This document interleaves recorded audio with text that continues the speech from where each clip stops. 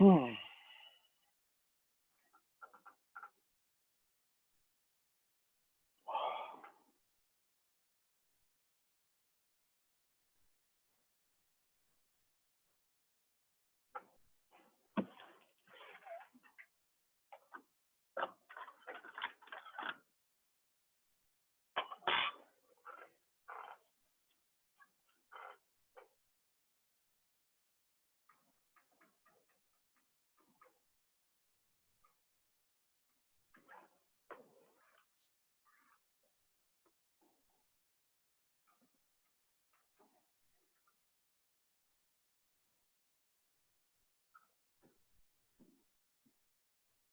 Good morning. The morning.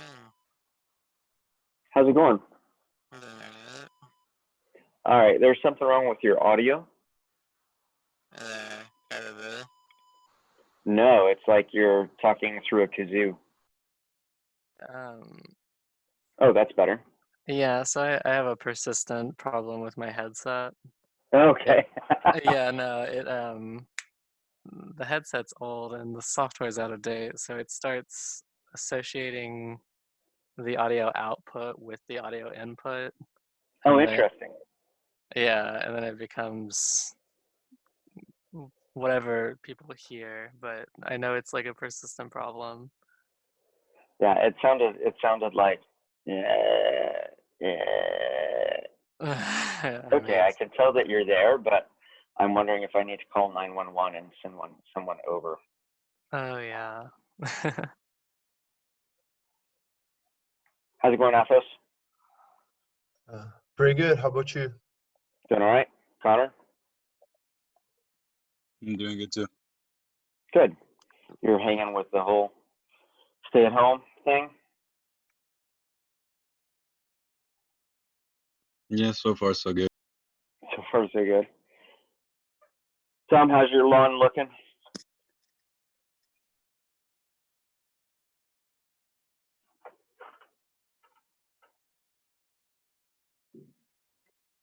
Is Tom connected? Um,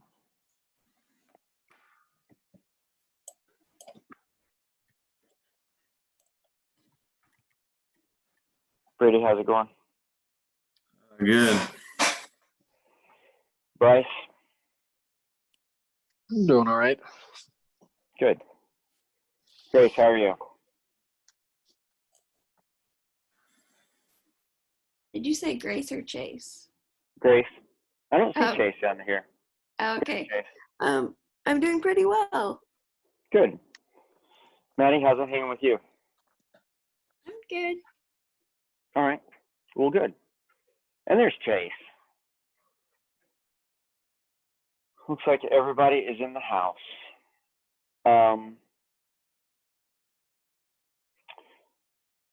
Last week, or no, not last week. I'm losing track of time. Monday, after I was done with you, we went through our normal faculty meeting here, and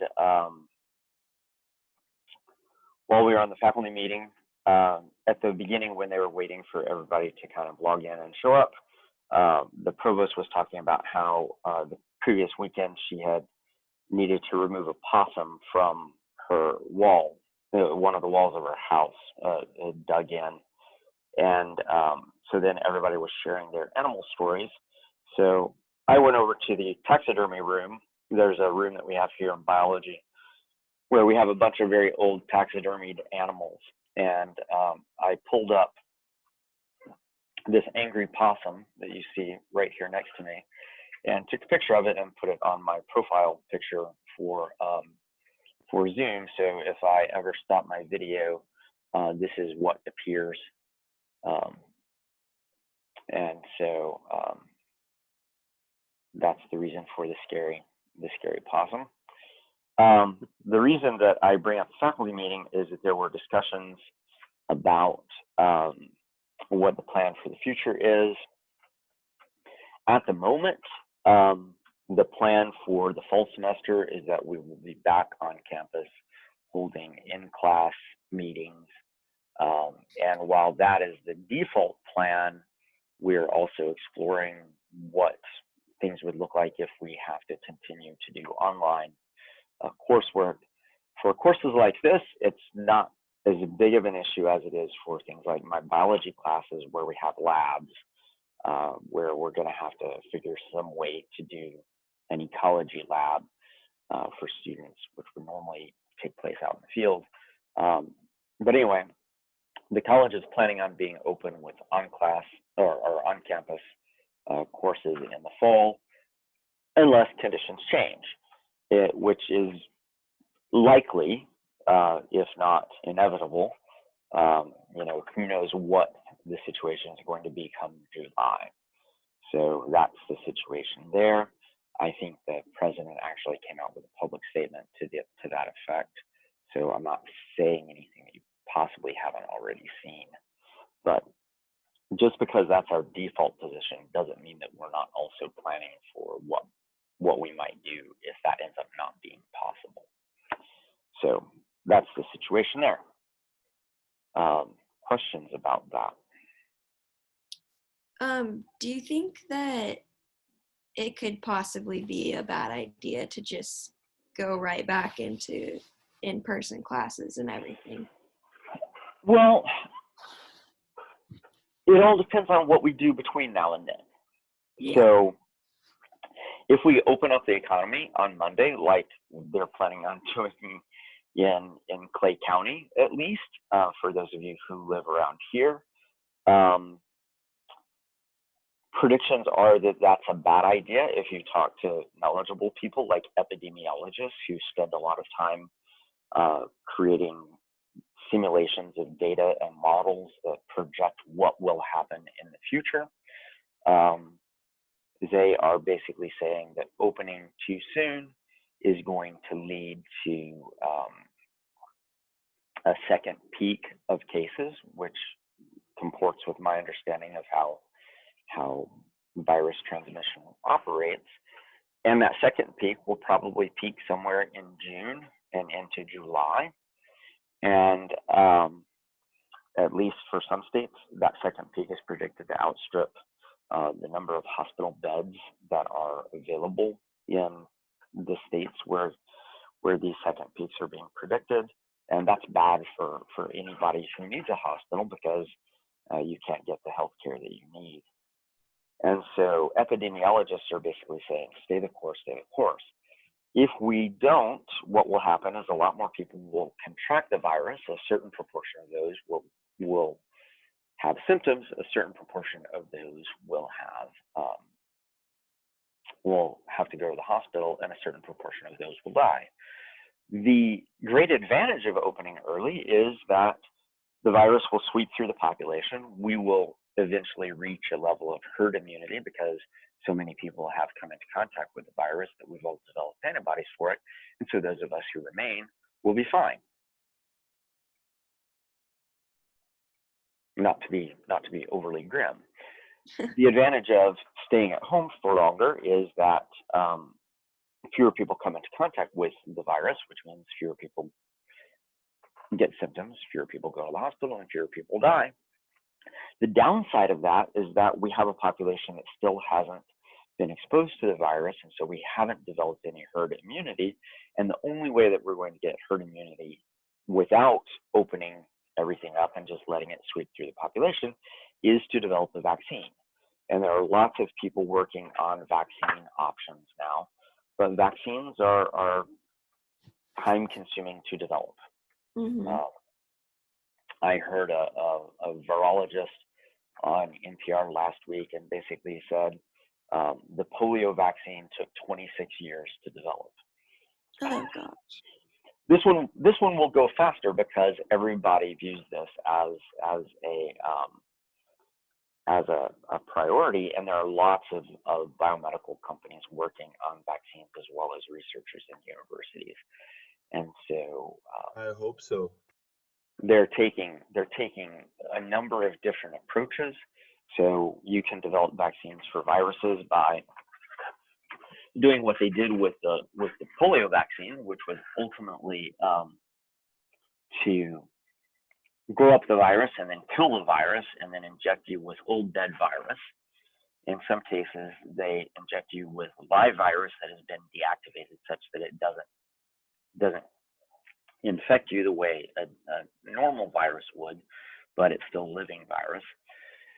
In some cases, you can just take the kind of antigens that are on the outside of the virus, which is normally what stimulates your immune system. You can actually just create those in the lab, inject those into the body, and then that will stimulate an immune response to the antigens that are normally on the outside of the virus, and that's enough. In some cases, you can take the genetic components of the virus and inject those, and that stimulates an antibody response. There are lots of different ways of going about making a virus. The question is which way is going to work for this particular virus, which is why everybody's trying to develop all of the different methods so that they can all be tested. But after you've developed a vaccine that you think is going to work, you have to go through a series of tests. The first test is that when you take the virus, it doesn't have any negative effects on you. So there's a set of tests involved in testing the level of harm that the cure would do. And then after that, after it's deemed to be safe, then there are a set of trials to test for efficacy. So the vaccine doesn't do you any harm. Now the question is, does it actually help you? And I didn't hear the story on the news today, but on NPR this morning, I guess they're investigating. They're doing a story about, so when a vaccine does come online, are people going to want to take it, given that at least a certain number of people in the study will be given a placebo? And so, okay, now you have coronavirus, come be involved in this clinical trial to test the safety and efficacy of the vaccine that we've developed. But you know, half of you are going to get a placebo, which is just an injection of saline. You know, how many people are going to want to volunteer for that? Now we have volunteers for all sorts of other studies. I don't know why this one wouldn't be the same, but people are behaving in all sorts of irrational ways right now. So Grace, in answer to your question, I think the wisdom of opening for the fall all depends on what happens between now and then. Yeah, that makes sense. I hope people are saying, I hope people in Clay County, which is where I live and which is where the college is, does not listen to the government and continues to be cautious and socially distance and reduce movements, et cetera, et cetera. There are ways of supporting the economy without, you know, packing the restaurant that you've missed going to. My partner and I have been ordering takeout more often than we normally do because we want to support restaurants that are being hard hit by this. And so, you know, some nights we're just like, what do you want to eat for dinner? Well, let's order out. Okay, sure. You know, we like, are you guys familiar with Martin City Brewing Company? Nope. No. No, okay. Martin City Brewing is a place down in Martin City, which is South Kansas City. They make really good pizza and really good pretzels, and they have what I think is some of the most astounding beer in the Kansas City area. And they're really good. But they're in Martin City. It's a, I don't know, 35-minute drive. And so we drove down to Martin City and ordered a carry-out pizza and a 6-pack of beer. Simply because we like it. We frequent that place when we're not on lockdown, and they brought it out to our car, and we drove home. It was cold by the time we got home. We had to heat it up in the oven, so it wasn't nearly as good as it would have been had we eaten it there. But you know, we got to have some Martin City pizza and some beer, and you know, throw them a little business in the process. So, you know, everybody should be doing their part to keep places that you care about afloat during this time, and also we should be behaving in ways that those places can open up full on sooner rather than later.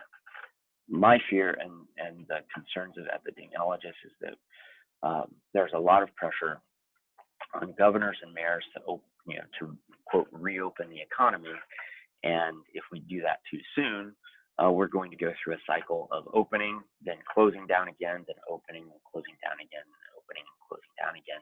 And that's actually just going to prolong the whole process. What we really need ultimately is a vaccine, and that just takes time. On the upside, anti-vaxxers are not so anti-vax anymore, which is a good thing. So anyway, other questions about that?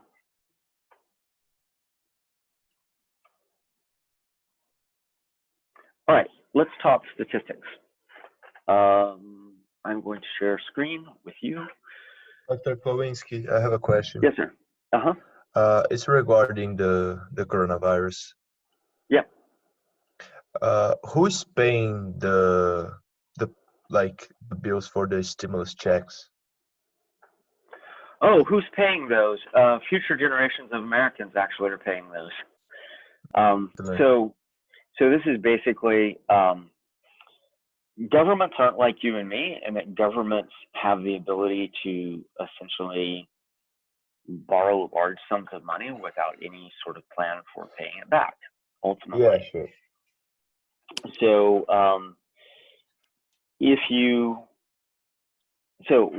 oftentimes we borrow money from other governments, large international banks and things like this.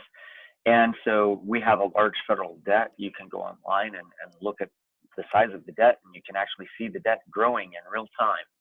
And I've been afraid to look at that lately. I mean, I've been afraid to look at that for a couple of decades now.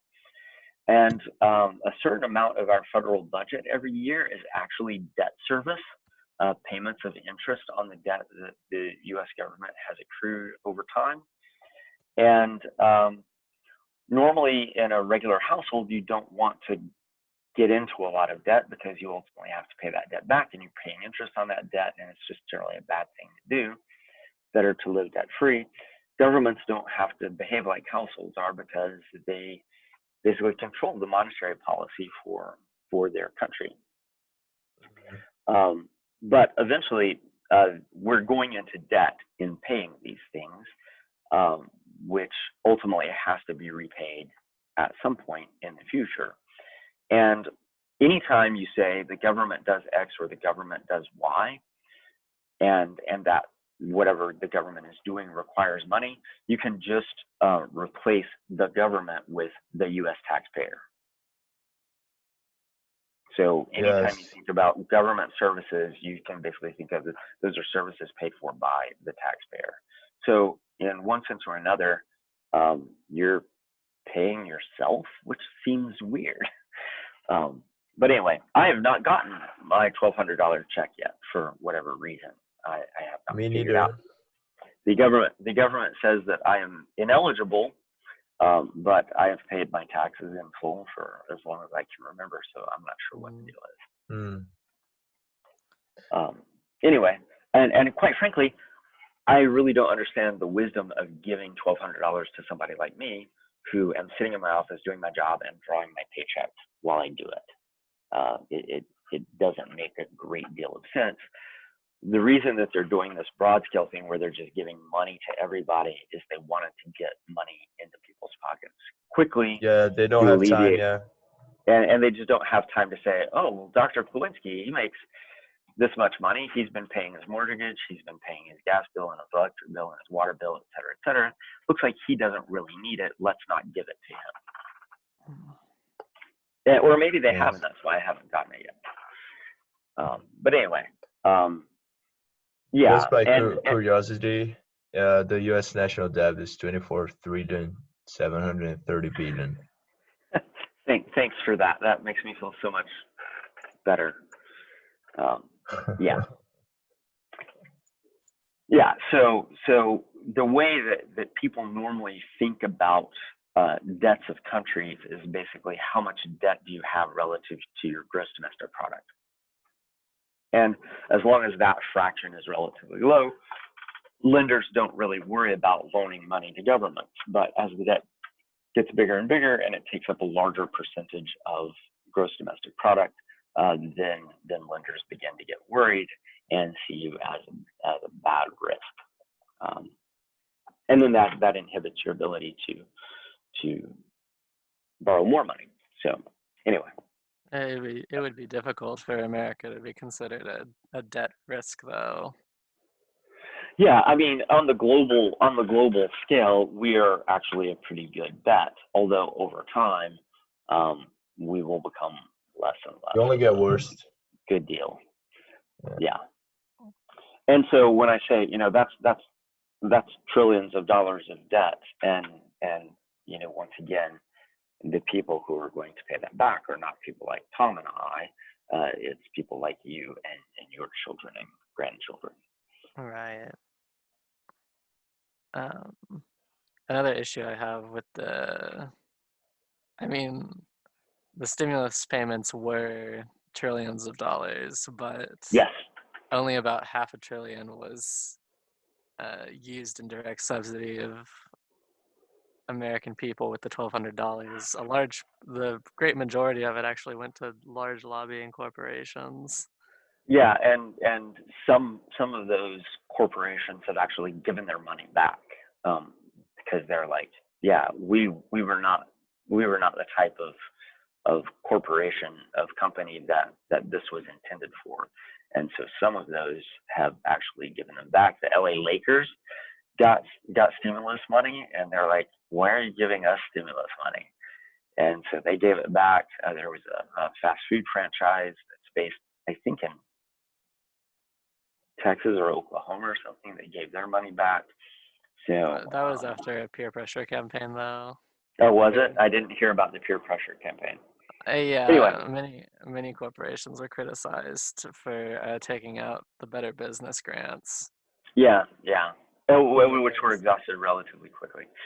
So it's difficult. And when you think about $1,200, you know, $1,200, depending on where you live, doesn't even cover 1 month's rent or 1 month's mortgage payment, depending on what your mortgage payment or your rent is. And so it really is, for an average American, it's not really that much relief. And so, you know, I don't know. It's all a very difficult set of issues to deal with, and one of those situations where it would be nice if we had government that functioned better than ours has been functioning the last,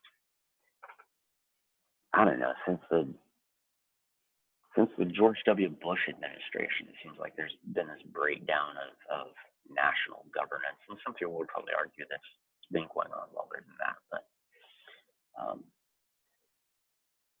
anyway, this is not a political science class. Thank God. This is a class about statistics. Any other? Athos, does that answer your question at all? Yes, absolutely. I asked that because I read a text, an article yesterday from Brazil, and they said they're gonna take the money out of the public retirement money, you know, and this is gonna cause like huge effects for future generations. And I was concerned about that, but not anymore because I'm staying here now. They were doing that in Brazil. Yeah. Yeah, I'm paying American taxes after a while. Yeah. Yeah. So here it's just added to our debt load. Okay. Which is Thank you for the explanation. Which is of concern, but once again, I think the more pressing concern is right now there are millions of people, 26 million, I think was the last estimate that I heard, who were furloughed or on unemployment because of this. And the goal is that when the economy opens back up, we want all of those businesses that lay off workers to still be around and able to function so that they can hire all those people back. And so we don't, 9 months from now or 6 months from now, or even 3 months from now, we're not stuck with 26 million people on unemployment. Those people have all gone back to jobs at the businesses where they worked before, because we were able to support those businesses during this time when they can't do businesses as normal. So anyway, that's that situation. So We were working through this R script. I have updated the R script since last time. It's on the Moodle site. So I'm just going to work through this until we get to the point where we were. And I was making some plots to hopefully help you understand. This first plot is the plot that shows you the data of the drug results on memory score and the placebo effect. And in this case, it's showing you with the covariate IQ. And when we think about just running an analysis of variance on this, the analysis of variance looks at what the mean is without any adjustments and looks at the residuals. And we talked last time about how when you just ignore regression, some of these residual values are very large because you're not taking into account the regression, the effective regression of memory score on IQ. So if we just did an ANOVA on this, we would see that there's a large residual value, but we can also recognize that part of that large residual variation is due to the fact that there is some systematic variation in that residual term that is explainable due to the regression between memory score and IQ. So we can do an analysis of covariance, and when we compare those, you see that this residual value here has now been split up into part of it, which is systematic variation due to IQ, as well as truly unexplained variation that is now still in the residual. And 52.12 plus 20.91 adds up to 73.03. And so what you've basically done is you've removed from unexplained variation some variation that is very explainable if you have a covariate. And so that's the whole point of doing this. So we went through some other manipulations of the data so that we could see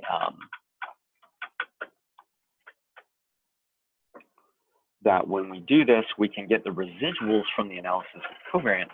But when we get the residuals from the analysis of covariance and plot them next to these points, we see that the residuals are, in this case, bigger than the distance to the line, and in some cases, smaller than the distance to the line. And the reason for this is that one of the assumptions of the analysis of covariance is that these two lines are equal.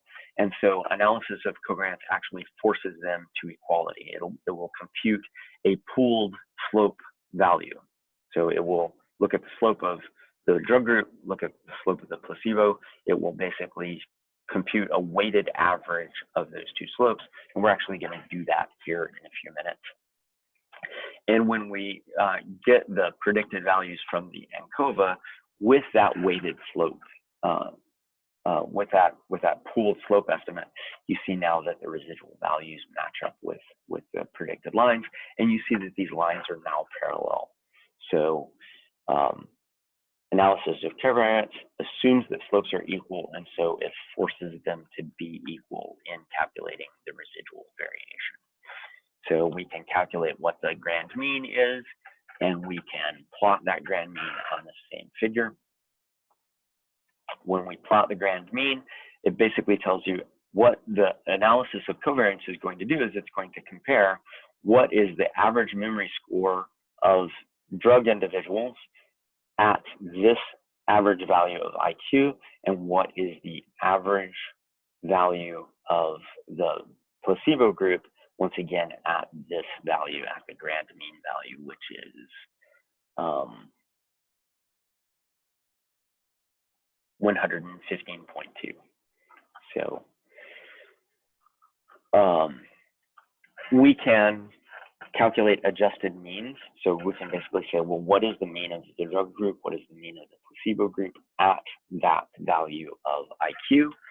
And when we get this, we see that the means are now have been adjusted downward for the drug group and have been adjusted upward for the placebo group because they're now 12.298 and 9.86, and before they were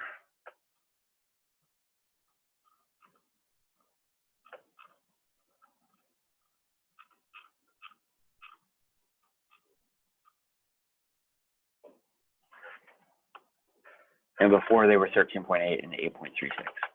So this one has been adjusted upward. This one has been adjusted downward. And what, hey, Paul, what affected, what made that adjustment, or what drove that adjustment? The tilting of the lines? No, so what's leading to that adjustment, the reason that the drug is adjusted down is because most of the points are to the right of the grand mean. And the reason for this being adjusted up is that most of the points are to the left. If these were centered, the adjustment to the mean wouldn't have been nearly as big, but what would happen is the residuals around that mean would be smaller. And so in this case, there's an adjustment because this point here gets moved up parallel to its slope to reside there. This one gets moved down. This one gets moved down. This one gets moved down, and this one gets moved down. This one gets moved down for the placebo, but this one gets moved up a tiny bit. This one gets moved up.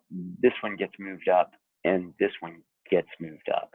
And so the reason that these are shifting downward for the drug and upward for the placebo is a function of what X values, what IQ values those data are spread across.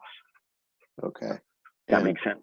And the adjustment comes as you migrate those residuals to the IQ grand mean. Yep. Okay. Yeah, and so I wish I could draw on this, and I can't. But basically, this line, this point here, is just going to be translocated to the grand mean of IQ, but it's still going to retain its same residual distance away from the line. So it's just moved parallel to the line to the grand mean. And in this case, it's a net movement up the line. Once again, if these lines were negatively correlated rather than positively correlated, they would have opposite movements. And so it just depends on the particulars of the data set. So the adjusted means don't have to be that different from the original means. Once again, if the data for both groups is distributed across the covariate evenly, but what will happen is the residual variation at that grand mean will be much smaller. And that's really the purpose of running an ANOVA, an analysis of covariance rather, is to reduce the residual variation.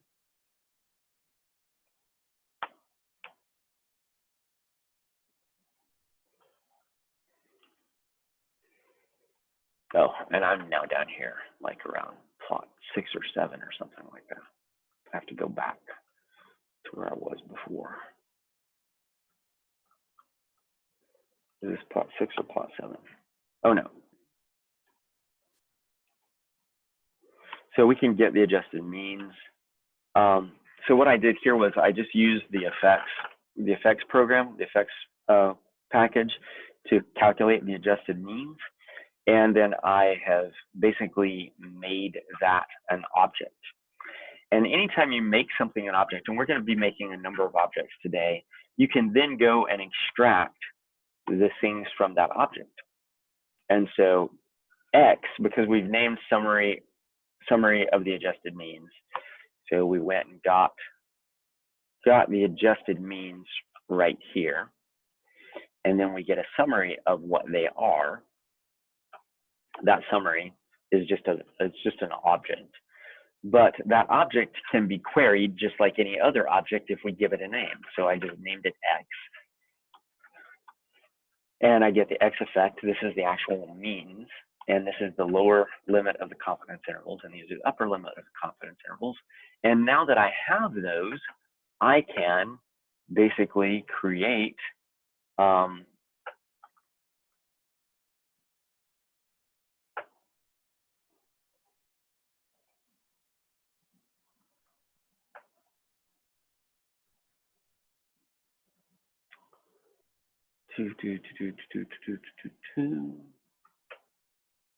where is it in the script?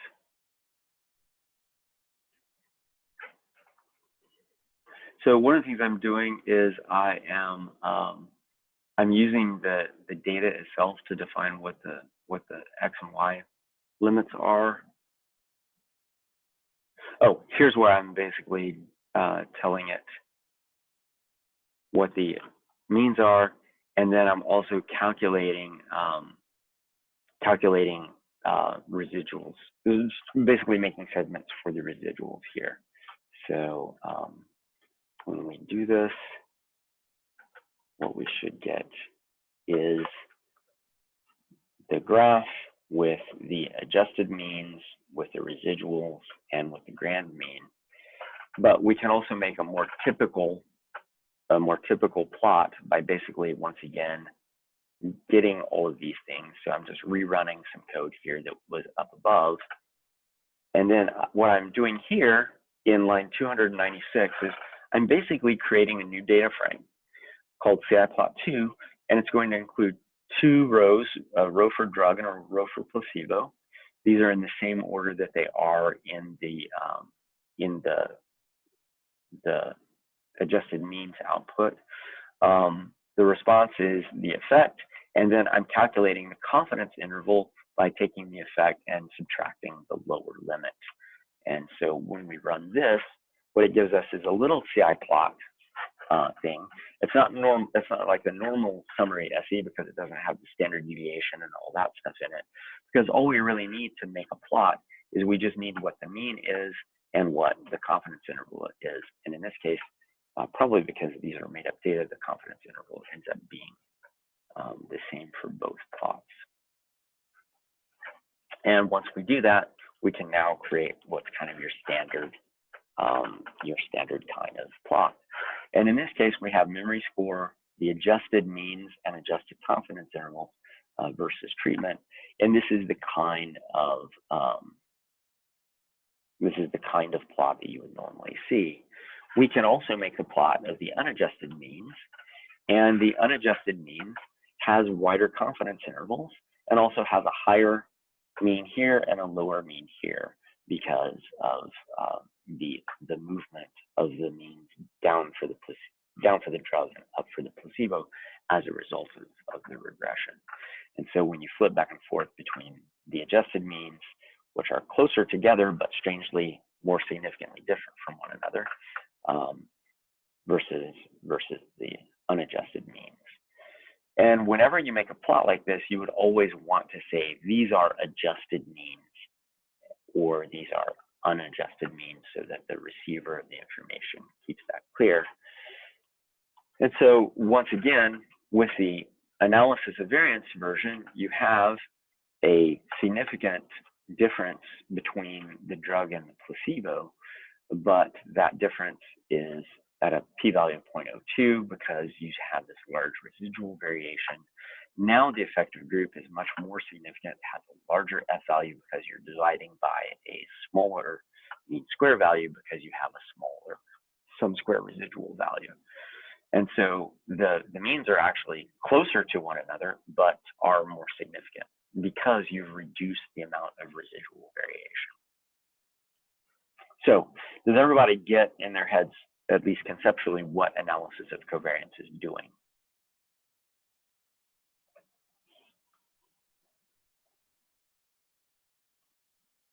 Everybody good?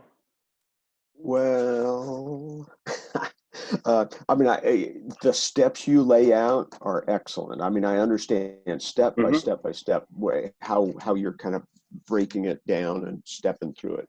Okay. But at the end of it all, I have a hard time putting it into a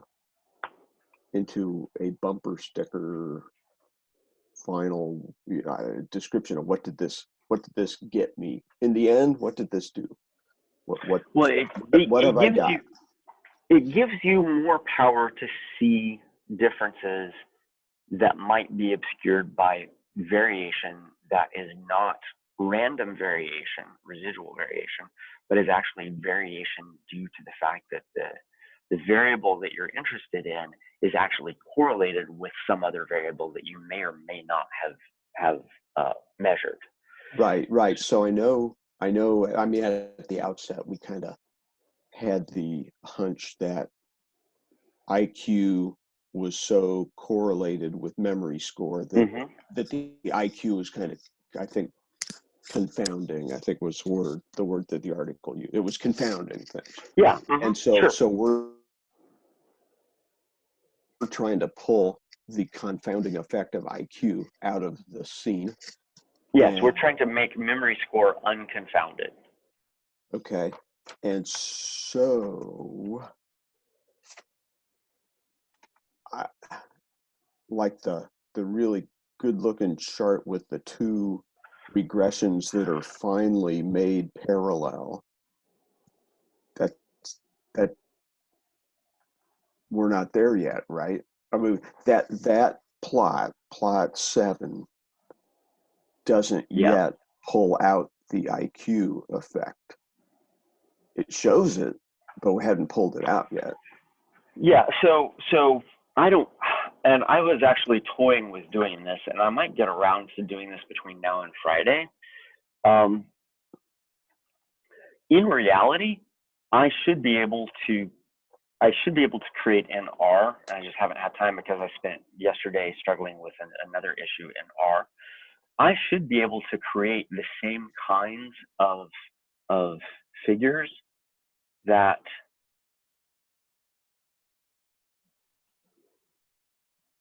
these guys produce. Yeah. I should be able to be smart enough to produce this figure from these data that will basically show you, okay, what does this distribution of points look like when I have corrected for the effects of IQ. So, and the reason that I should be able to do this, and it's just a matter of finding the time to do it, is because I know what the mean score is. The mean score is whatever the mean score was. It's 13.8. And I know what the residual value is around this. And so for each of these points, I should be able to create a new data set that is centered at an IQ of 115.2 in the X area and is centered at 13.8 in the Y-axis way, so that I then have a little cluster of points that's 13.8 plus this residual value minus this residual value minus whatever this residual value is. And I should be able to produce two little clusters that would then show you, okay, well, this is what the actual data set looks like after you've made this correction. Now, the way it's illustrated now, you have to mentally make this correction yourself by mentally moving these points up and clustering them around the grand, where they would be on the grand mean and the adjusted mean. But so to see doable. But to see like the before and after, here's what I had before I excluded IQ. Here's what I have after I excluded IQ. I right now I could look at the two CI plots. Sure. Is that right? And Sure. say, You okay, could. before I scrubbed out the IQ effect, the before, that's the unadjusted chart. Yep. So right And here then- you have just summary SE. Oh yeah. So I was looking at 13.8. It's not 13.8. It's 12.2. So here's CI plot 1. This is the unadjusted values. So drug is 13.8, placebo is 8.36. This is CI plot 2. These are the adjusted means, 12.2 and 9.8. Okay, so now I have some before and after. How do I put that in a sentence? I mean, the IQ.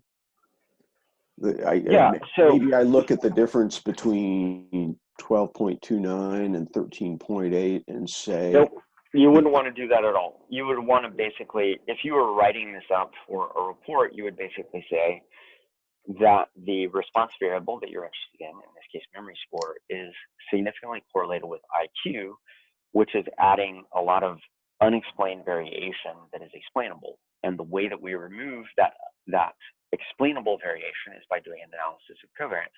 And once you've entered into the analysis of covariance world, you don't go back to the original ANOVA at all.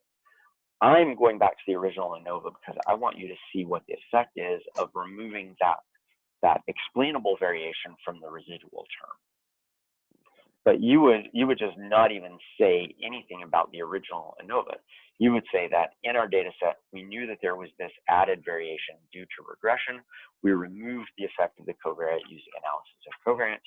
And so all of the means and confidence intervals that we're going to produce are means and confidence intervals based on the adjusted values. And then you would just run on. When then And you what? say and then you'd say and portray the effect of drug treatment regardless of IQ, or drug treatment Regardless of or corrected for the effect of IQ. Okay.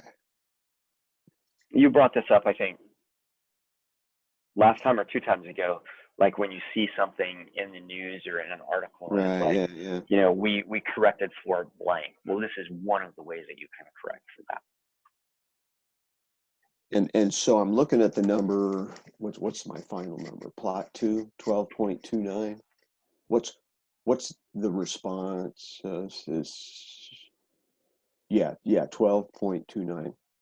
Well, is that a slope? What is that in Where are you at? graphic What term? 12.29? Plot 2 result, the numeric results of plot 2, the response, drug response.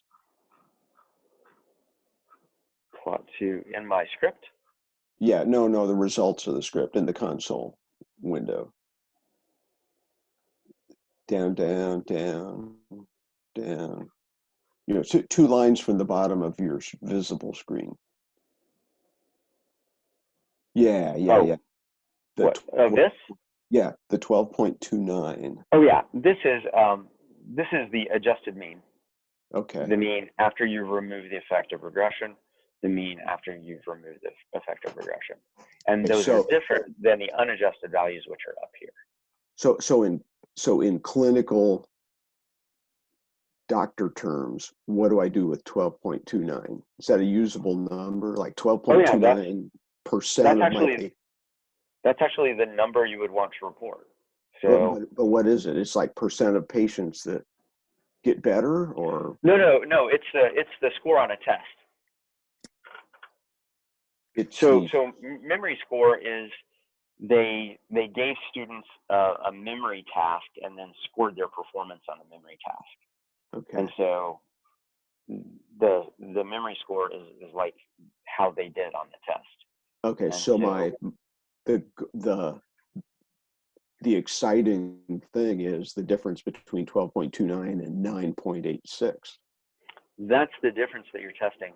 But the exciting thing, what an analysis of covariance does, is when you look at the confidence interval range, it's smaller after you've removed that variation due to regression. Mm-hmm. Okay.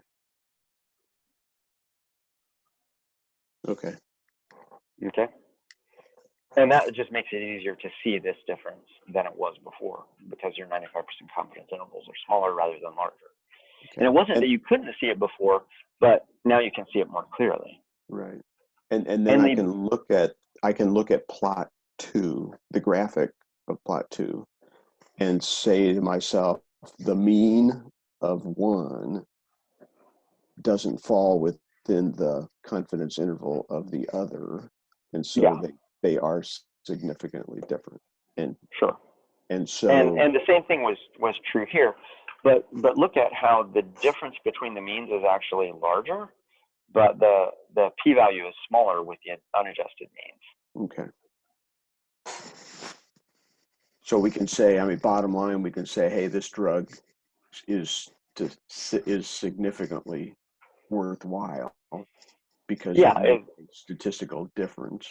Well, there's a statistical difference. Now, is a mean memory score of 9.8 versus 12.2 like meaningful in a practical sense? Well, I don't know. It would depend on, you know, what that variable means. All you as a statistician can say is that I can distinguish these two things from one another statistically. Okay. So there's an issue of biological meaningfulness and statistical meaningfulness. There's a difference between psychological meaningfulness and statistical meaningfulness. That's though more of a question for the person whose data you have received. You know, this difference is a real difference. Does this difference matter to you? But if this were hydroxychloro, whatever that stuff was, we'd be saying, hey, statistically, this will make a difference. Yes, statistically, it will make a difference. Now, And then let the ethicists the question is, decide.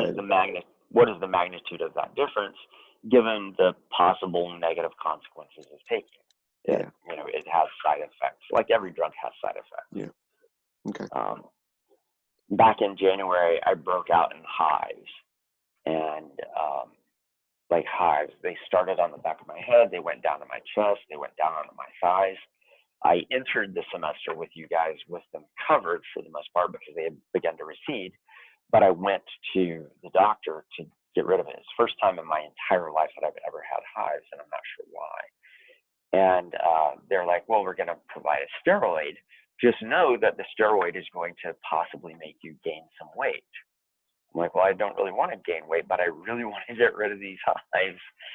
And I knew the drug. I was familiar with the drug. It's a commonplace drug.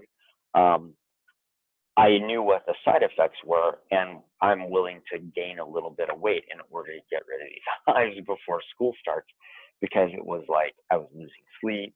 I was just feeling miserable because of it. So everything, here's the difference between doing statistics and making real world decisions, is that in some cases, you might find a difference that doesn't have any real world consequence.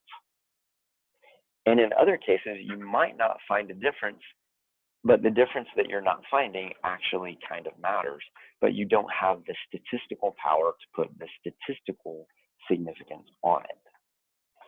And that's problematic, because then people want to interpret differences that there are no statistical support for, but you see that the means are not the same. They don't have the same numbers, but then you're ignoring these gigantic 95% confidence intervals around those means. And you want desperately to interpret those two means that are two different numbers as actually different, but you don't have any statistical support for that statement. Maddie, are you there? Yes. I forget, there was a senior student who was presenting some numbers and was talking about them as significant. And what question did I ask the student? And was this student you? Or was it someone else? A research meeting? A research meeting before we all went our separate ways. It wouldn't have been me. Okay. Well, anyway, there was a student, and the data were up there, and I forget even if it was a female or a male student. I just can't remember. But had these means, and we're talking about the means as if they were different, but you could see from the data that they weren't statistically significant, but then proceeded to talk about them as if they were. And I asked a question. Do you recall this? Yeah, I think I remember now. Was it Shanann? Oh, it was Shanann. Yeah, and she hadn't done any, because she had just like collected that data that day, and she hadn't done any like statistical calculations or anything. Okay, so she was talking about these numbers as if they were different, and at the end, what did I ask her? I think you just said, like, if you're going to present something and say that it's different, you need to have like the actual data to back that up. I basically said, so you're talking about these numbers as if they are significant, but you've presented no evidence that they are significant. Do you have that? And she's like, no. And so my response was, okay, then don't talk about them as if they are until you've actually tested that. And hopefully by the end of the semester, you will have gotten around to doing that. And so I don't know if those are significant or not. I suspect that I'm going to find out next week. But, one has to be careful and guarded about what you say about numbers when you're doing statistics. And in my dissertation, there's a chapter of my dissertation where I have a set of regressions, and they have so many data points in them that, like, the confidence intervals around the means, around the regression slope is tiny, and as a result, I can tell really small differences between two different regression lines. In spite of the fact that the figures in my dissertation, you cannot see the differences between the regression lines. So I basically have this highly significant difference between regression lines that is not visible to the naked eye. And so I spent a certain proportion of the time in that chapter explaining how these statistically significant results that I found are totally biologically meaningless, which is exactly the opposite of what most students are having to do, which is trying to explain why the statistically insignificant data that they found is actually meaningful. And it's because I took way too many samples, because I didn't do a power analysis before I embarked upon this particular experiment. And I measured things with like a $13,000 scale that could measure things down to the microgram. And I really probably just had way too much sample size and way too much precision in my measurements. And so I got these set of regressions that were all statistically significant. You couldn't eyeball them different from one another, and they probably didn't have any biological meaning. So the statistical result always goes through the interpretive lens of what's the question, what are the data, what is meaningful in the context of these data? Is this difference that I'm observing actually meaningful or not? And I don't know, this is an example from a book, this memory score thing.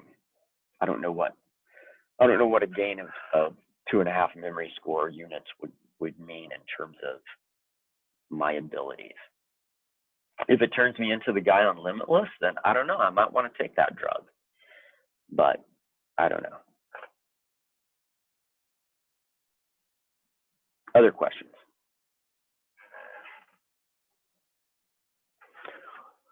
All right, there are assumptions with analysis of covariance like everything else. The test for normality, you would perform the same way that you would perform it with an analysis of variance. So you would run the analysis. Remember that analysis 2 is the analysis of covariance. So you would get the residuals for that. You can run a Shapiro test on that. You see that they are right on the cusp of being different from normal, but not so that we're going to worry about it. The histogram looks weird. It looks like it's actually positively skewed.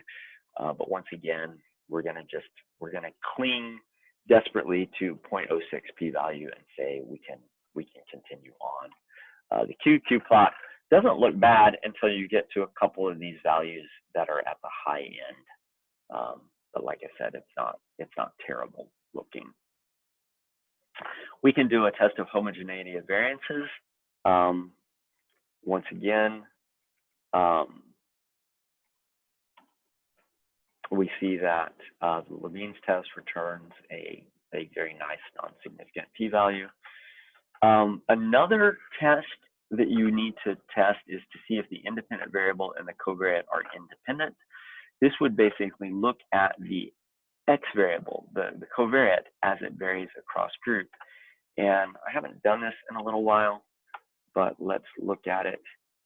And that's also not significant, probably due mainly to small sample size as much as anything else.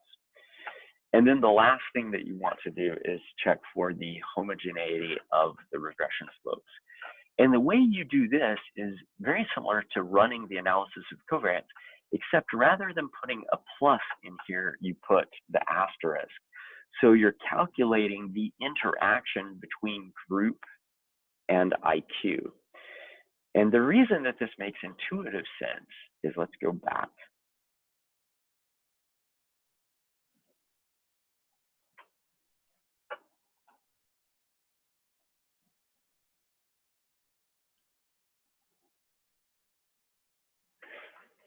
If there's an interaction between group and IQ, this slope will be different from this slope.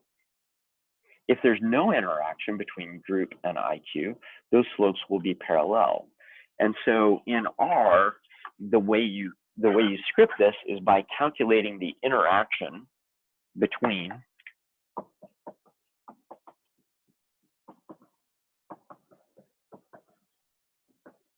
whatever your treatment is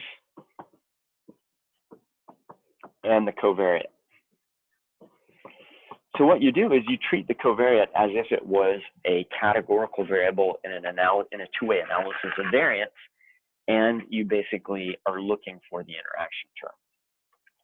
So when we do this, we see that there's an effect of group, there's an effect of IQ, but there is an effect for the group by IQ interaction, and we see that that is a non-significant p-value. So there is no interaction, and as a result, there is no lack of parallelism. The slopes are not significantly different from one another. Now, for years, I have just accepted this as the way that you do this in R, but if you go to a book like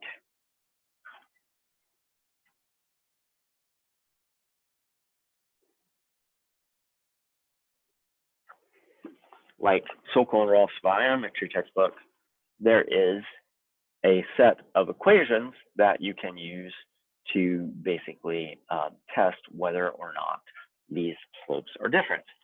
And so what I have for you now that is also in today's Moodle activities, that's the wrong thing altogether. I basically have gone through and let me share my screen with you.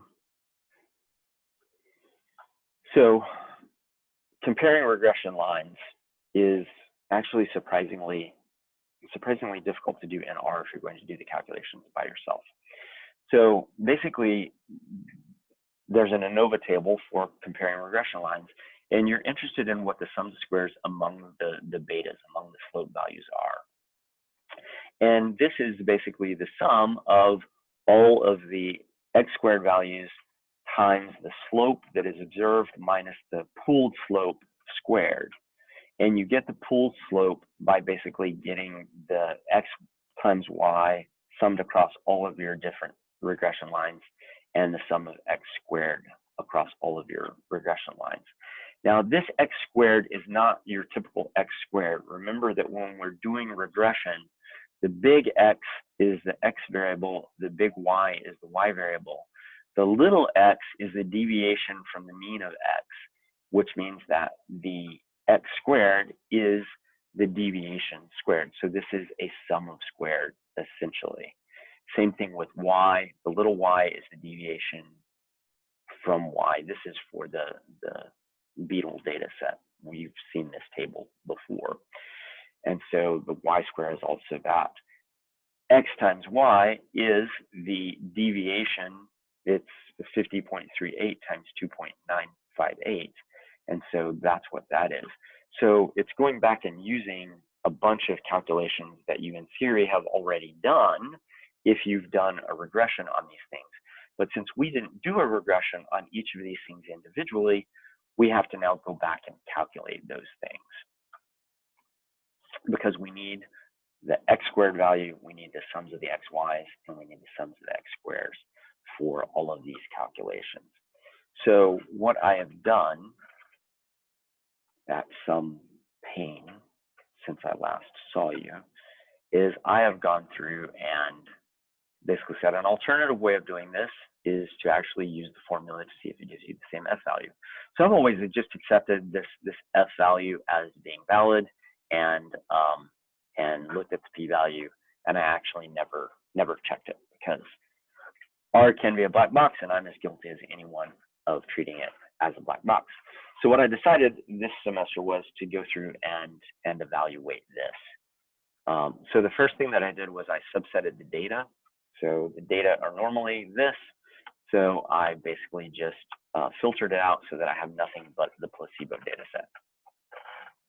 And now I see that it's 8:47, and we only have 3 minutes, and it's going to take me way longer than 3 minutes to get through this. And so what I'm going to do is on Friday, I will pick up at line 373 of this monstrosity. And actually, it's 2 lines shy of that because I added a couple of lines in here. But I'm gonna start around after I test for regression slopes. I'm actually going to calculate the sum squared among, and it just takes me until line 450 to calculate sum squares among the betas, and all of that in the interim is me doing the calculations that are necessary to do that. So we'll run through that on Friday, and that is the last assumption that we need to work through. And I'm not going to have a problem set for you for analysis of covariance, but what I think we'll do on Monday is run through a couple of examples. And so we'll spend some time live coding to the degree that we can a couple of problems, just to give you some practice before you get the final assignment. Yeah, that'd be good. Okay, yeah, I figure we would probably need to do that. Any other questions? I have a problem set question, but I could probably just ask it if people want to leave. Yeah, sure. All right, then I'll say goodbye to everyone else, and anyone who wants to hang around and listen to Grace and I, they can. And if not, I'll see you guys on Friday. Dr. Klowinski, I have a small question just before Grace, before I leave. I'm sorry. Yeah, what's up? Did you receive my homework 3, my second file? I don't know. When did you send it? I sent to you one on Monday. This one is wrong. I sent you another one yesterday. That's my Okay, final one. Let me check my email real quick.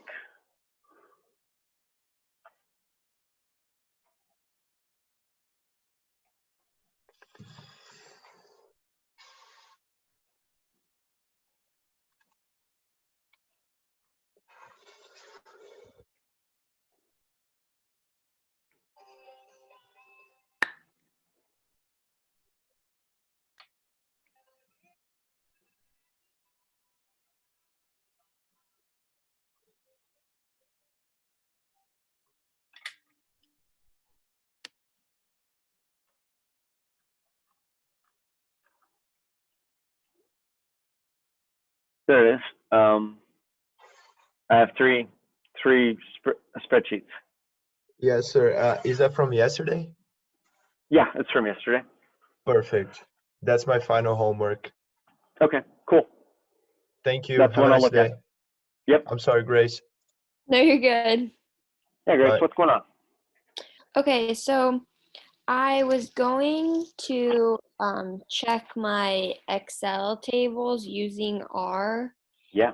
And whenever I did that, so I ran it in R, the regression, and my ANOVA table, my sums of squares and means of squares were different, but my Okay. F value and P were the same. Do you think that's because I didn't do something that was needing to be like as factor? I don't Like, know.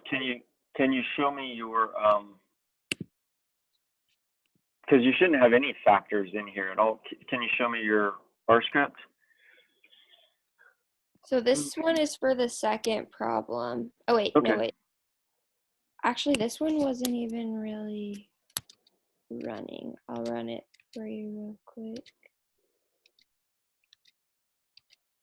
So for the years, Yeah. the distance. So yeah, so you need to do that as integer. As integer. Yep. So keep it like it is. Yeah, so don't do that. Yeah. So you're actually going to have to go and reload Reload it. it. Wait, I don't Yep. know. Did it Yep. do it? Oh, Yep. there we go. Ah, there it is. Yeah. So it was reading it in as a number, and then you told it not to do that. Okay. So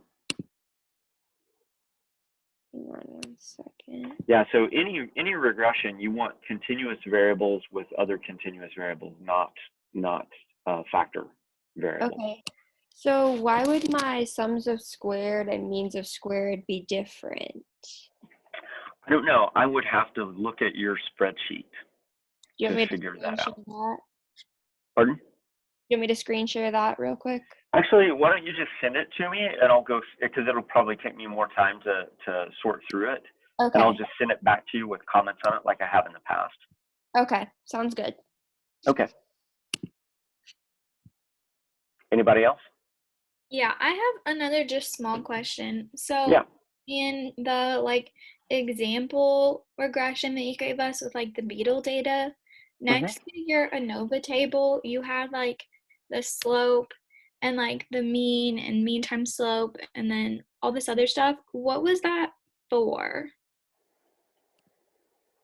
All right. I'm looking at, let me share my screen with you.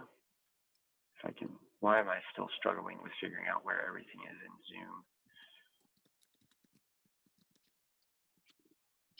So here's the spreadsheet that I have for the beetle data set. So which part are you asking about? Well, I was talking about the spreadsheet that has like the whole ANOVA table and everything too.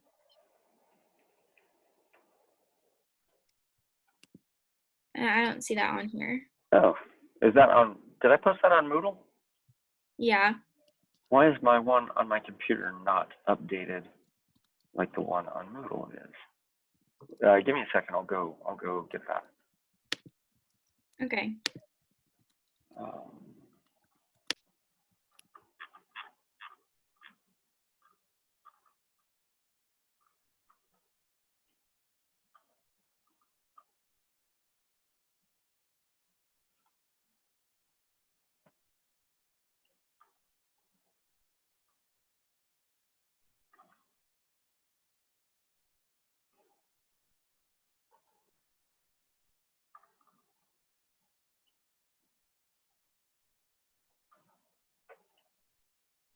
Oh my gosh, how long ago was it?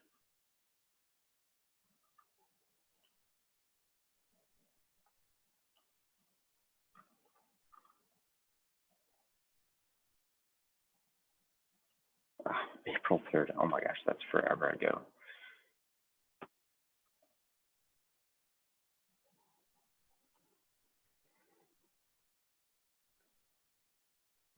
Oh, this one. Yeah. So So what are you asking about? So like that whole section there, what is the point of having those numbers? I understand how you got them, but I don't understand what they're for. Oh, now I have to remember why I was doing things. Oh, this is just the slope. Yeah, so it looks to me like it's just the slope, the mean of x, and then you multiply the two together. And then later down, or like further down, it's the average of y hat, and then you multiply that by the answer that you got when you multiplied the slope and the mean. Yeah, this is me checking myself. Yeah, I should delete these things. Okay. So oftentimes I don't, well, okay, most of the time I don't trust myself. And so one of the things that I actually love about statistics is that there are multiple paths to the same answer. And so what I will frequently do when I make a spreadsheet like this is I will go through and check myself to make sure that the calculations that I've done up here are correct. And so I go through a series of checks, and in this case, I posted this without deleting my checking myself. Okay, so I don't need to like add that to mine. Nope. Okay. Nope. This is just me being more attentive. So the thing that I'm going to go with you on Friday is another manifestation of this aspect of my personality is, why am I continuing to just trust that R is doing the right thing? I have the skills, because I know about statistics, to check the result coming out of R calculate the things that R is calculating one way, calculate them a different way, and if it gives me the same answer, then I can have faith that R is doing the right thing. And so that's all this is. This is just me working through my thought process of what should these numbers be if I calculated them a different way. And so it's just me doing checks. And so yeah, I should just delete all these because they're my mind doing the things that my mind does. Okay, thanks. All right. Anybody else? I had a question. Okay. I'll share my Okay. R script.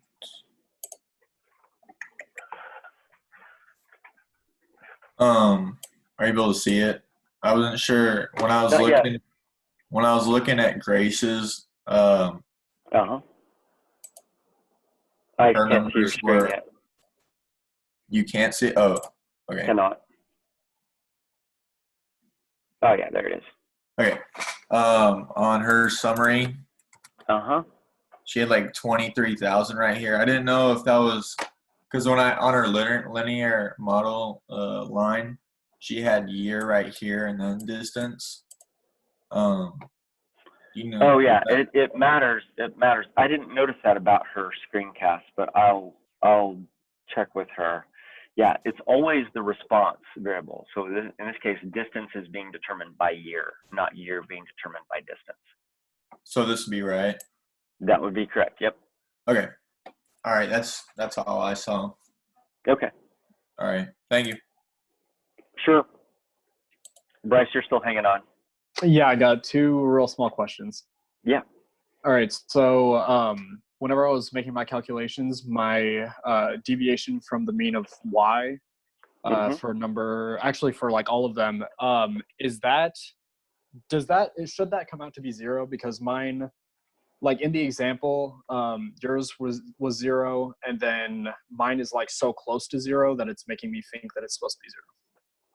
But I can't remember. Both of those deviations should sum to 0. I think it was either Maddie or Grace who had this similar problem. If you go and change the number of digits on the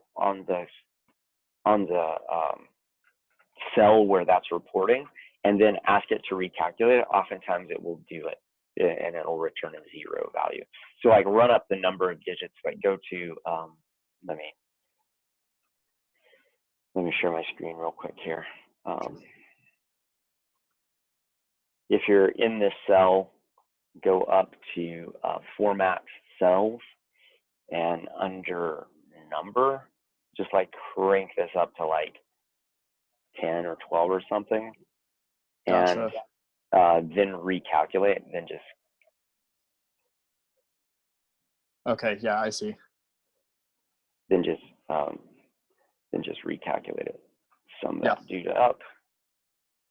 Yeah, it's a rounding error. Okay. Yeah, because it's showing like 2.2 times 10 to the negative 13th. I'm like, that's close enough to 0 that like I was really thinking about that. Okay. And then also for number 2, I feel weird like taking the means of the years. Like, is that I'm doing that right? Yeah. No, that's what you're supposed to do. Why does it feel weird? I don't know. It's just I've never like thought about taking the means of like a big time, like over so in this case, you're just treating it as an integer. It's just basically Olympics are set at standard time periods, and so here's one way to think about it that will make you not think about it as particularly weird. There's a rule. What is the rule?